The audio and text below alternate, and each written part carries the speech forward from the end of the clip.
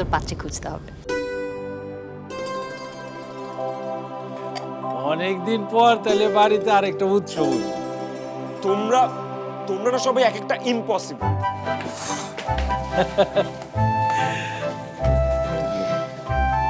পুপু কেমন পাত্রে খুঁজবো? লক্ষ্মী, একদম তোর মতো লক্ষ্মী।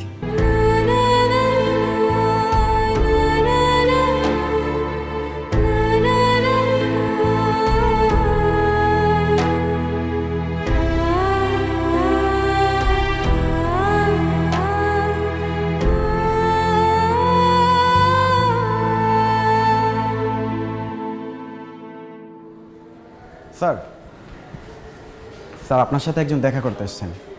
আচ্ছা ঠিক আছে, 10 মিনিট পর আমার রুমে পাঠিয়ে দিও। স্যার উনি বেশ আগেই এসেছেন, আর উনি বললেন উনি আপনার পরিচিত। ঠিক আছে, এখনই পাঠিয়ে দাও। স্যার উনি আপনার রুমেই অপেক্ষা করছেন।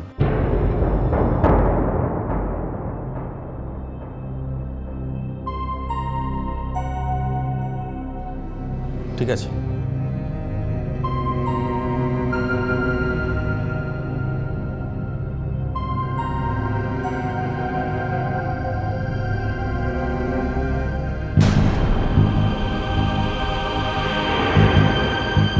Good morning. 9 minute late.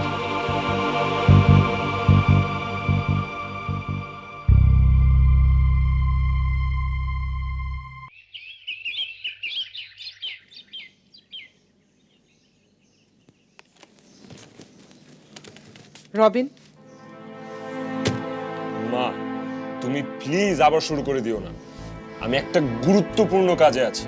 তোর কিসের এমন গুরুত্বপূর্ণ কাজ যে মায়ের মুখটা পর্যন্ত অপছন্দ হচ্ছে? আয়েশা ফাউন্ডেশনের হিসাবগুলো মেলাতে হচ্ছে। যেখানে যে টাকাগুলো দেওয়ার কথা ছিল সেখানে সেই টাকাগুলো দেয়া হয়েছে কিনা সেগুলো দেখছি। প্লিজ যাও তো মা তুমি। আমি যাব, কিন্তু একটা প্রশ্নের উত্তর নিয়ে যাব। মা আবারও? আই, তোকে আমি সেদিন কি বোঝালাম আমি? বললাম না এই বাড়ির উত্তরসূরির জন্য তোকে বিয়ে করতে হবে? বলিনি আমি? তা উত্তরসূরিটা কার জন্য মা? ভাইয়ার ভাবির জন্যই তো, তাই না? তারা রাজি হয়েছে তো? হয়েছে রাজি? তুমি যখন আমার বিয়ের কথা বলো তখন ভাবির মুখটা একবারও দেখেছিলে ওই মুখটা? মুখ থেকে তার সমস্ত আলো কিভাবে সরে গিয়েছিল খেয়াল করেছিলে? যতবার তুমি আমার বিয়ের সাথে এই বাড়ির উত্তরসূরির প্রসঙ্গ টেনে এনেছো ততবারই চোখে আঙুল দিয়ে দেখিয়ে দেওয়া হয় যে ভাবি অপূর্ণ, বুঝিয়ে দেওয়া হয় যে ভাবি কোনোদিন বাচ্চা জন্ম দিতে পারবে না।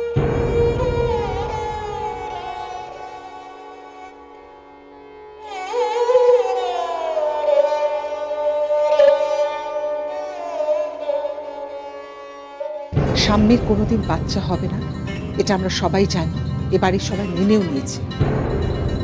আর স্বামীও তো কম চেষ্টা করেনি, নিজের স্বামীর আরেকটা বিয়ে পর্যন্ত দিয়েছে। আর কত?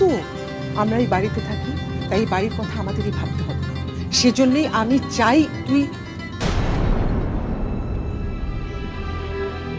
আমার এই বিয়ের ব্যাপারে তুমি কি চাও তাতে আমার কিচ্ছু যায় আসে না মা, সত্যি কিচ্ছু যায় আসে না। আমি শুধু চাই ভাবি কি চায়। তোর বিয়ের ব্যাপারে স্বামী ইমরান দুজনের কারোই অমত নেই। শুনলি না ওরা কি বললো? তুমি শোনোনি মা? তুমি ওনাদের কথা ঠিক মতো শুনোনি, কারণ তোমার মন বিভোর হয়ে আছে আমার বিয়ে নিয়ে। যদি তা না থাকতো তাহলে শুনতে পেতে। ওনারা স্পষ্ট করে বলেছে যে রবিনের বিয়েতে তাদের কোনো আপত্তি নেই, কিন্তু রবিনের বাচ্চা উনাদের সন্তান হবে এতে তাদের আপত্তি আছে। বুঝতে পেরেছো কথাটার মানে মা? বস, মানেটা পাল্টে ফেলাই তোর কাজ। রবিন, বাৎসল্য খুব অন্যরকম একটা বিষয়।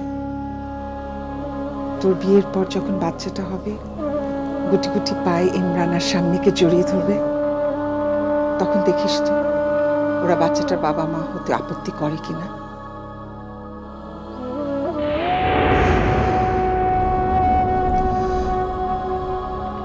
অবশ্য তোর আপত্তি থাকলে আলাদা কথা,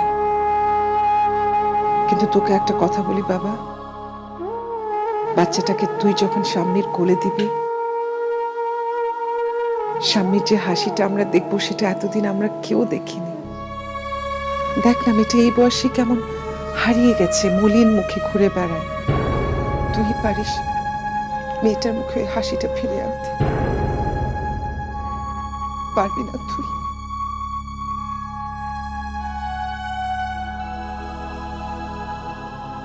পারবো।